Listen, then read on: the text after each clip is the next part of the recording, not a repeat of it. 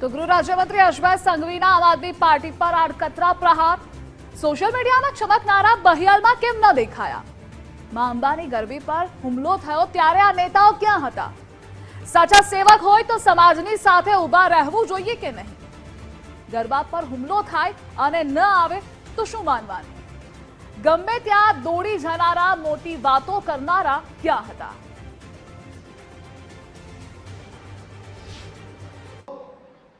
માં અંબાના ગરબા ઉપર પથ્થરમારો થયો એ એક બી મંકા લાલાઓ તમને દેખાયા ખરી? ત્યાં એક બી નજરે પડ્યા? કેમ ના નજરે પડ્યા?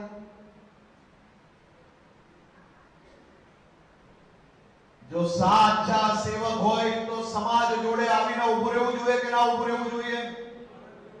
આપણા માં અંબાના ગરબા ઉપર હુમલો થાય અને ના બોલે તો એને શું માનવું પડે? આપણે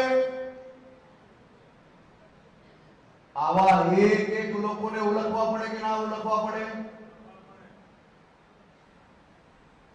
આવા તમામ વિષયો